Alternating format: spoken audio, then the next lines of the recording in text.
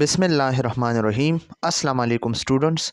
आज हम BSN semester 7 subject leadership and management unit 3 leadership theories and style हम start कर चुके हैं स्टूडेंट्स। पार्ट 1 में हमने लीडरशिप और करैक्टरिस्टिक ऑफ इफ़ेक्टिव लीडर्स, इसके जो करैक्टरिस्टिक है वो डिस्कस की, और essential required cheese of leadership वो डिस्कस की और टू थ्योरीज हमने डिस्कस की, John main theory, great main theory sorry, और ट्रेड थ्योरी में 3 ट्रेड्स डिस्कस की, कार्डिनल ट्रेड्स और सेंट्रल ट्रेड्स और सेकेंडरी ट्रेड्स। इसके बाद अब हम आज जो है बिहेवियरल थ्योरी जो है स्टार्ट करेंगे, और ये देखेंगे कि बिहेवियरल थ्योरी जो है क्या जो है एज्यूम करता है, क्या जो है इसके जो एजम्पशंस है वो कौन कौन से हैं। ठीक है स्टूडेंट्स, तो ये थर्ड थ्योरी है behavioural theory. Behavioral theory of leadership are based upon the belief that great leader are made not born। ये जो behavioral theory है स्टूडेंट्स, तो ये बिल्कुल अपोजिट है ग्रेट मैन थ्योरी की। ग्रेट मैन थ्योरी में क्या एजम्पशन था, इसके एजम्पशन किया था, स्टेटमेंट किया था, हमने ये डिस्कस किया था उधर कि great leader are born not made. Great leader जो है ये पैदा होता है, ये बनता नहीं है। ओके, लेकिन ये जो बिहेवियरल थ्योरी है तो ये कहते हैं कि ग्रेट लीडर आर मेड, कि ग्रेट लीडर जो है बनते हैं, नॉट बर्न, इनहेरेंटली ये पैदा नहीं होता है। ओके, तो ये इस पे बेस करता है, बिल्कुल अपोजिट थ्योरी है ग्रेट मैन थ्योरी के। ओके, रूटेड इन बिहेवियरिज्म, इसके जो जड़ें हैं, इसके जो रूट्स हैं वो बिहेवियरिज्म के साथ जो है बिल्कुल कनेक्ट हैं।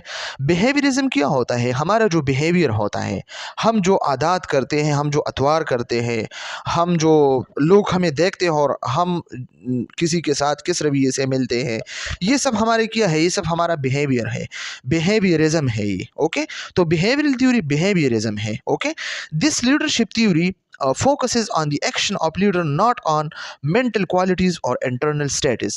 ये थ्योरी जो है ये कहते हैं कि ये बंदे के मेंटली या बंदे के इंटरनल क्वालिटीज़ नहीं है।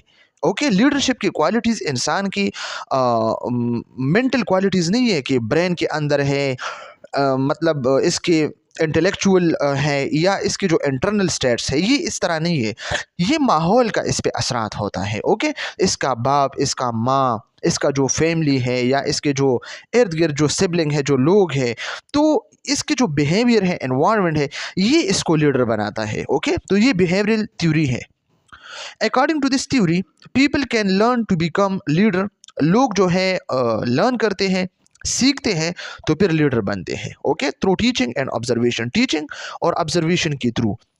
ओके, ऑब्जर्वेशन ये ऑब्जर्व करता है और टीचिंग करता है, लर्निंग करता है, इससे leader. Okay, behavioral psychology is a theory of learning based upon the idea that all behavior are acquired through conditioning। okay, ये behavioral psychology जो है ये हमारे पास क्या है, ये learning based जो है एक थ्योरी है। ओके, और इसमें क्या होता है, जितने भी बिहेवियर्स है, ओके, ये कंडीशन से जो है वजूद में आता है, कंडीशन से जो है ये बंदा जो है सीखते हैं।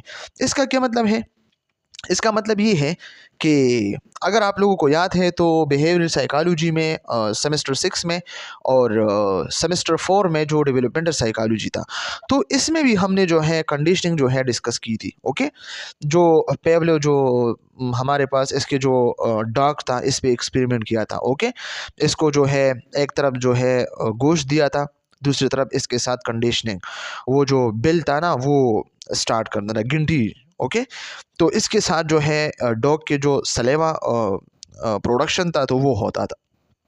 तो ये क्या होता है, ये हमारे पास कंडीशनिंग है ना।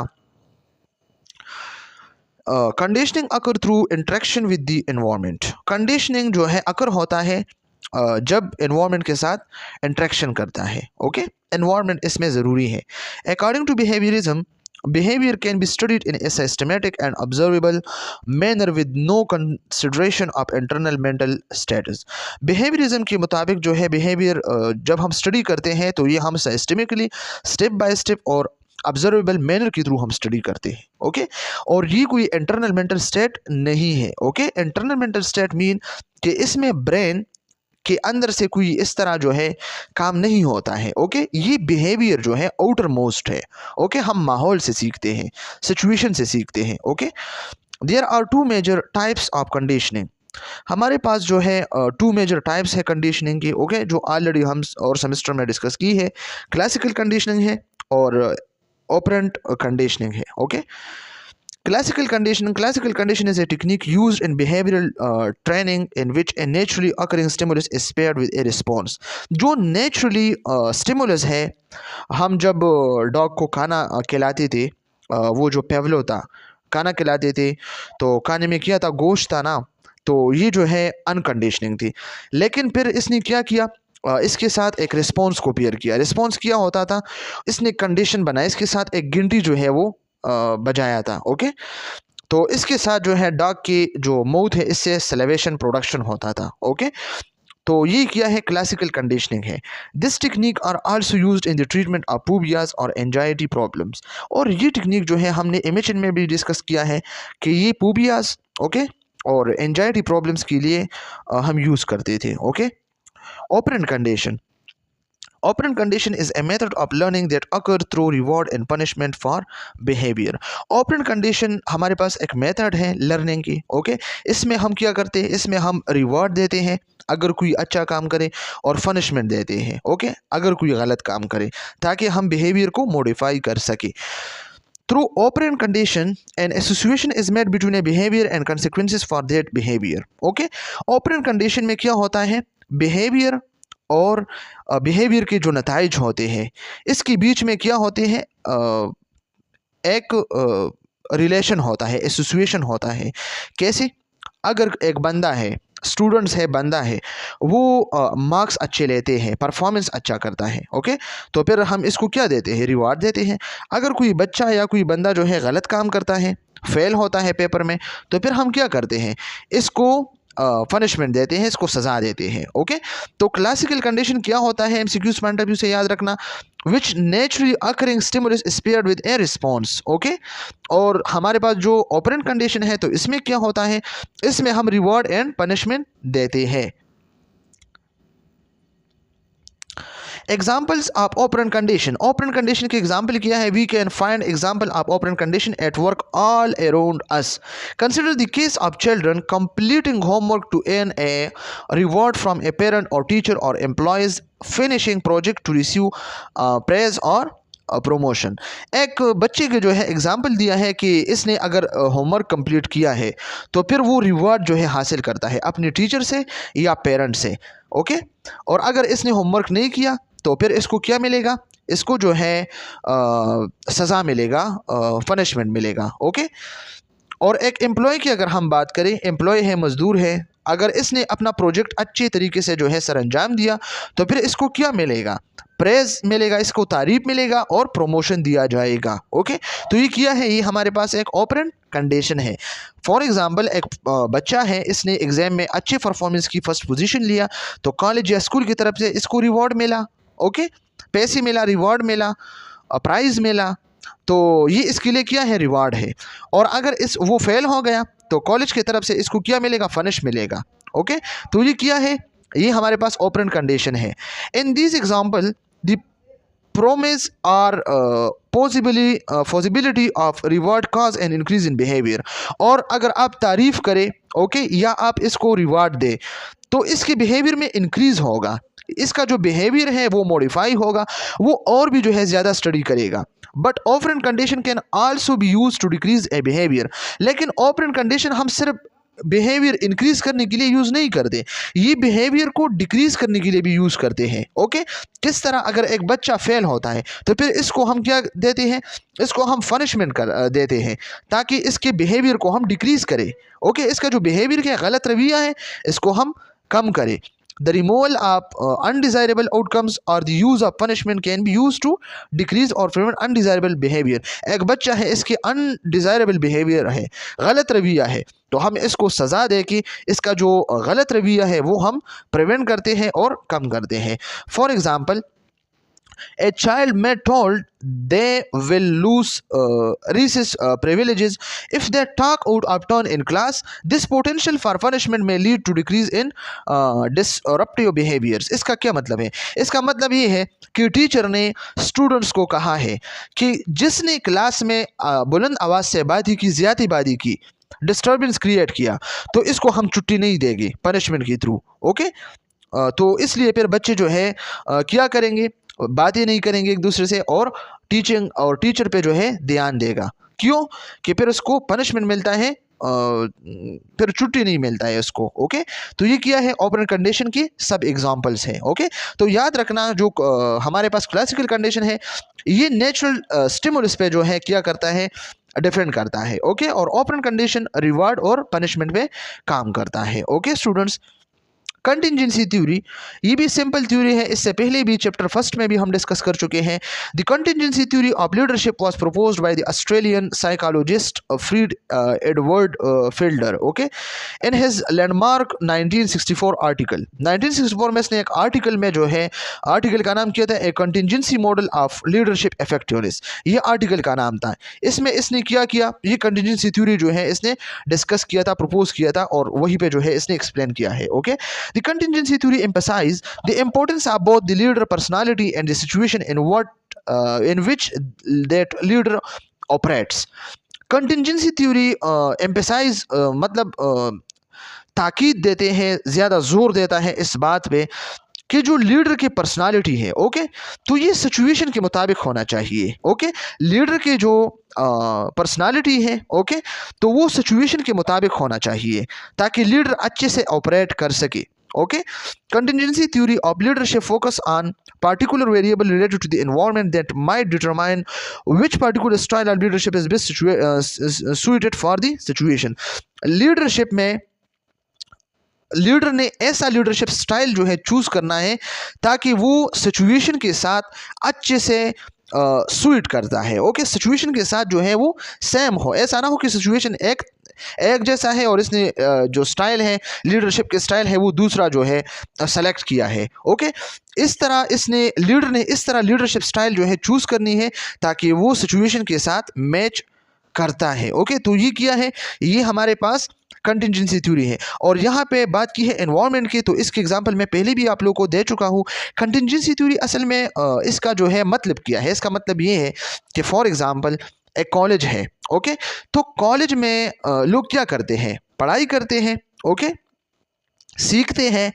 तो कॉलेज के बाहर जो एनवायरनमेंट है, ओके, तो इसमें क्या होना चाहिए, जब कॉलेज से छुट्टी होते हैं तो छुट्टी हो के कॉलेज के आमने सामने जो है बुक शॉप होना चाहिए, लाइब्रेरी होना चाहिए, ताकि एनवायरनमेंट के साथ साथ सिचुएशन भी एजुकेशन का हो। अगर ऐसा हो कि बाहर जो है स्पोर्ट कॉम्प्लेक्स हो, ओके, तो फिर तो लोग क्या करें, फिर तो लोग क्रिकेट खेलेंगे ना, या लोग जो है फुटबॉल या जो है बैडमिंटन करेंगे, तो वो एजुकेशन पे ज़्यादा जो है ध्यान नहीं देगा। तो इस तरह जो है अगर कॉलेज है तो कॉलेज के सामने जो है लाइब्रेरी या कॉलेज के सामने जो है बुक शॉप होना चाहिए। ये किया है, ये कंटिजेंसी थ्योरी है।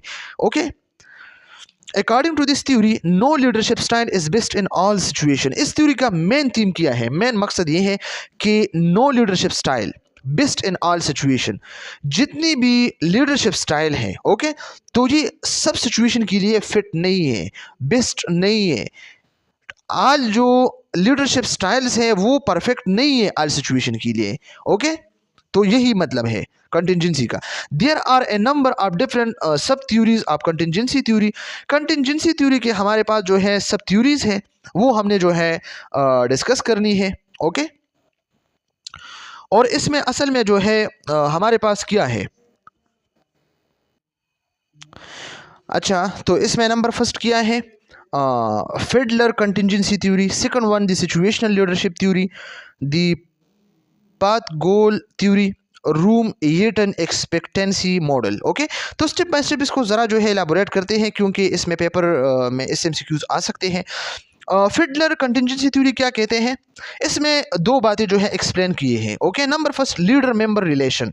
ओके, लीडर मेंबर रिलेशन में क्या होता है, फिडलर थ्योरी जो है इस बात पे जो है जोर देता है कि लीडर मेंबर रिलेशन होना चाहिए, टास्क स्ट्रक्चर होना चाहिए। लीडर पोजीशन पावर होना चाहिए कि लीडर किस पोजीशन पे है।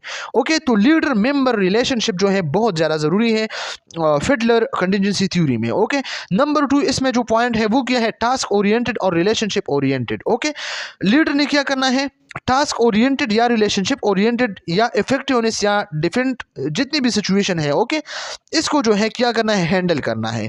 तो ये फिडलर कंटिजेंसी थ्योरी है।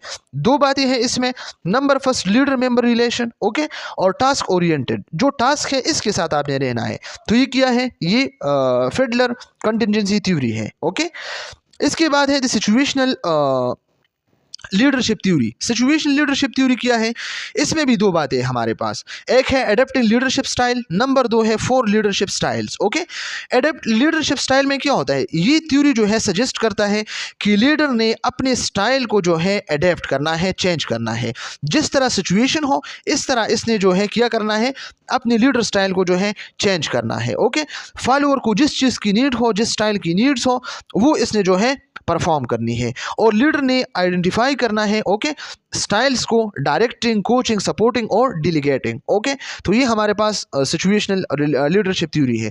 इसके बाद पाथ गोल थ्योरी है। पाथ गोल थ्योरी के क्या कहते हैं, इसमें गोल जो है क्लेरिफाई करना है। ओके, ये जो थ्योरी है ये इस बात पे जोर देता है कि लीडर के जो रूल है, ओके, वो किस चीज़ में है, गोल इसने क्लेरिफाई करना है, जो ऑब्स्टिकल है सिचुएशन में, जो मतलब जो मुश्किल सिचुएशन है इसको रिमूव करना है। ओके, और सपोर्ट जो है प्रोवाइड करना है। तो ये हमारे पास क्या है, पाथ गोल थ्योरी, ये गोल पे डिपेंड करता है। ओके, इसके बाद 4 नंबर जो है ये क्या है, room U-turn expectancy model. Room U-turn expectancy model क्या कहते हैं, इसमें जो है किस चीज़ पे जोर दिया है, डिसीजन मेकिंग पे। इस मॉडल में क्या होता है, फोकस डिसीजन मेकिंग पे होता है और डिफरेंट लीडरशिप स्टाइल जो है मुख्तलिफ सिचुएशन के लिए वो आइडेंटिफाई करना है। ओके, तो ये हमारे पास है मुख्तलिफ किस्म की लीडरशिप थ्योरीज। ओके, जो हमारे पास कंटिजेंसी थ्योरी में जो है फाल करता है। ओके, इसके बाद हमारे पास है सिचुएशनल थ्योरी। तो सिचुएशनल थ्योरी जो है हमने क्या करना है, इसको डिस्कस करना है। Situational leadership developed and studied by Blanchard, Johnson and Paul Hersey. Okay, situational leadership theory gives 4 distinct leadership style. इसमें हमने 4 distinct leadership style जो है डिस्कस करनी है। एक हमारे पास टेलिंग स्टाइल है, सेलिंग स्टाइल है, पार्टिसिपेटिंग स्टाइल है और डिलीगेटिंग स्टाइल है। बहुत ज़्यादा इजी है। Okay, MCQs point of view से काफ़ी इंपॉर्टेंट है। टेलिंग स्टाइल में क्या होता है, leader uses this style with those who are unable and unwilling to perform a task. इसका क्या मतलब है स्टूडेंट्स, इसका मतलब ये है कि लीडर ने एक ऐसा स्टाइल जो है चूज़ करना है कि इसमें जो है दोज हु आर अनेबल, वो लोग जो अनेबल हो, ओके, अनेबल हो, and unwilling to perform a task, unable भी है और टास्क भी परफॉर्म नहीं कर सकते हैं। ओके, टास्क जो इसके हैं वो भी परफॉर्म नहीं कर सकते और अनेबल भी है। ओके, तो ये जो है लीडर ने टेलिंग स्टाइल जो है फिर यूज़ करना है। ओके, इसको जो है यूज़ करना है स्टूडेंट्स, बहुत ज़्यादा इंपॉर्टेंट है। हु आर अनेबल, इसमें ये वाला बंदा जो है अनेबल भी है, ओके, और unwilling to perform a task, task भी परफॉर्म नहीं कर सकता और अनेबल भी है। तो इसमें टेलिंग स्टाइल जो है यूज़ करना है, ये टेलिंग स्टाइल है। ओके, सेलिंग स्टाइल क्या है, selling style leader use this style with those who are unable. ये जो बंदा है ये अनेबल है, ओके, एबल नहीं है, बट आर विलिंग और confident in performing the task. लेकिन इसका जो टास्क है वो कॉन्फिडेंटली जो है इसको परफॉर्म कर सकता है, अनेबल है लेकिन टास्क को परफॉर्म कर सकता है। तो ये सेलिंग स्टाइल है। ओके, सेलिंग स्टाइल पर हम यूज़ करते हैं। इसके बाद third one participating style. Participating style, leader use this style with those who are able. इसमें बंदा जो है एबल होता है, ओके, बट अनविलिंग और lacking in confidence in performing the task, बल्कि लेकिन वो अपना टास्क जो है परफॉर्म नहीं कर सकता है और इसमें कॉन्फिडेंस नहीं होता है, ओके। तो ये क्या है, ये हमारे पास पार्टिसिपेटिंग स्टाइल है, बहुत ज़्यादा इजी है, इसमें कोई मसला तो मेरे ख्याल से नहीं है। Delegating style, leaders use this style with those who are both able and willing and have confidence in performing the task। ये इस तरह की जो है स्टाइल है कि जिसमें बंदा जो है एबल भी है, ओके, और इसमें कॉन्फिडेंस भी है कि वो अपना टास्क परफॉर्म कर सके, और विलिंग भी है, ओके, विलिंग किया, रजामंद भी है, राजी भी है, ओके। तो ये हमारे पास 4 स्टाइल्स है, telling style, selling style, participating style and delegating styles, okay. तो ये किस थ्योरी में है, ये हमारे पास सिचुएशन थ्योरी की एक्सप्लेनेशन में है। इसके बाद है participative leadership theory. Participative leadership theory में क्या है, participative leadership theory suggest that the ideal leadership style is one that take the input of other into account. इसमें लीडर ने क्या करना है, अपने मेंबर से, टीम वर्कर से, लोगों से इनपुट लेना है और फिर ऐसे होल इसने जो है डिसीजन मेकिंग करना है, ओके। लोगों से इनपुट लेना है और फिर डिसीजन मेकिंग जो है करना है, लोगों की राय जो है कबूल करता है, इसमें पार्टिसिपेशन है ना। This leaders encourage participation and contribution from group members. Group members के जो कंट्रीब्यूशन है, खिदमात है और पार्टिसिपेशन है, तो लीडर इसको जो है इनकरेज करते हैं, okay. And help group members feel more relevant and committed to decision making process. और इसमें जो है ये ग्रुप मेंबर्स के जो है हेल्प करता है, ओके, और इसके साथ जो है बैठ के मिलते हैं और डिसीजन मेकिंग जो है पार्टिसिपेटिवली डिसीजन मेकिंग करता है, okay. In participative theory however the leader retain the right to allow the input of other. लोगों से जो है मशवरा लेता है, इनपुट लेता है और फिर इस पे सोच के डिसीजन मेकिंग करता है। तो ये क्या है, ये पार्टिसिपेटिव थ्योरी है, ओके स्टूडेंट्स। इसके बाद है ट्रांसैक्शनल थ्योरी, बहुत ज़्यादा इंपॉर्टेंट है। ट्रांसैक्शनल थ्योरी में क्या होता है, this theory of leadership was first described bye sociologist max weber and further explored by Bernard M. Bass in the early 1980s, okay.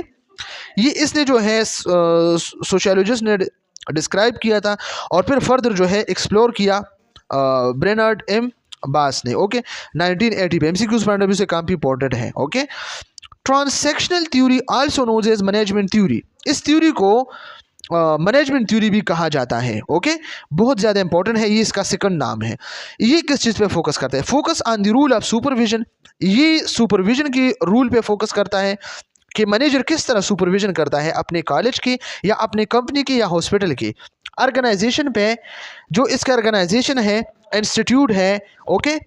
Group performance या इसका जो टीम वर्क है या इसका जो टीम मेंबर है, ग्रुप है, क्लास जो है इसका, ओके, स्टूडेंट्स हैं, किस तरह ये परफॉर्मेंस करता है। तो ये क्या है, transactional theory, okay. This theory based leadership on A system of reward and punishment. और इस थ्योरी में भी जो है क्या है, रिवॉर्ड एंड पनिशमेंट है। अगर स्टूडेंट्स या एम्प्लॉय अच्छे से परफॉर्मेंस करता है, प्रोडक्टिविटी ज़्यादा करता है या मार्क्स अच्छे लेते हैं तो इसको रिवॉर्ड देता है, ओके। और जो मार्क्स अच्छे नहीं लेते और जो है क्या करता है, एम्प्लॉय जो है प्रोडक्टिविटी पे फोकस नहीं करता है, ओके, तो फिर वो क्या करता है, पनिशमेंट देता है, सज़ा देता है इसको। Managerial theory are often use in businesses. ये वाला जो थ्योरी है मैनेजरियल, ये बिजनेस में यूज होता है, okay. When employees are successful, जब एम्प्लॉय सक्सेसफुल होता है, कामयाब होता है, दे आर रिवॉर्डेड, इसको इनाम मिलता है, रिवॉर्ड दिया जाता है। व्हेन दे फेल, और अगर ये फेल होता है, दे आर रिफ्राइमेंडेड और फनिश्ड, फिर इसको जो है डांटा जाता है और इसको फनिशमेंट दिया जाता है, okay.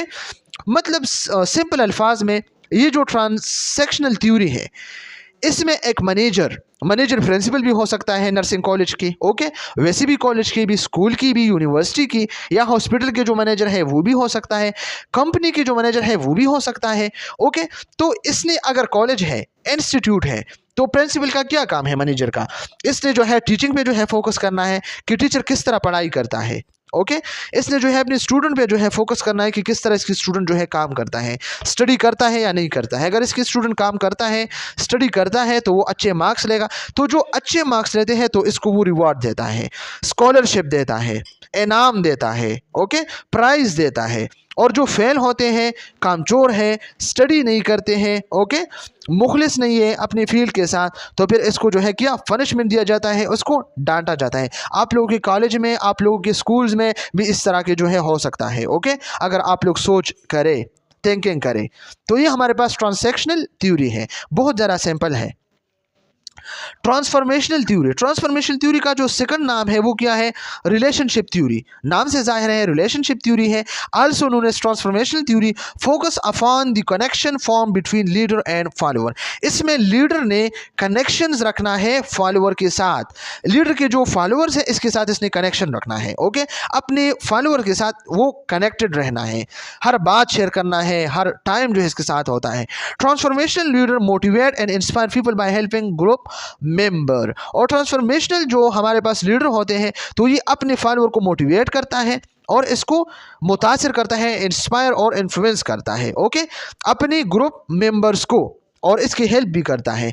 These leaders are focused on performance of group member. ये वाला जो लीडर है ये फोकस करता है अपने ग्रुप मेंबर की परफॉर्मेंस पे कि कितना मेरा जो ग्रुप मेंबर्स है परफॉर्मेंस करता है या नहीं, but also want each person to fulfill his or her potential। और ये चाहता है कि मेरा हर टीम लीडर जो है फुलफिल हो, कामयाब हो, okay. Leader with this style often have high ethical and moral standards. ये वाला जो लीडर होता है, ये जो लीडर स्टाइल होता है तो ये हाई इथिकल है, एमसीक्यूज पॉइंट ऑफ व्यू से याद रखना, और मोरल स्टैंडर्ड है, ओके स्टूडेंट्स। तो ये हमारे जो है लीडर जो थ्योरी है, लीडरशिप थ्योरीज है, 8 थ्योरीज है, वो हमने डिस्कस किया, ओके स्टूडेंट्स। तो ये आज के लिए काफ़ी है। इंशाल्लाह कल हम जो है लीडरशिप स्टाइल जो है डिस्कस करेंगे, और इसी के साथ जो है हमारा ये 3rd चैप्टर जो है कंप्लीट हो जाएगा। Thank you so much. खुदा हाफिज़।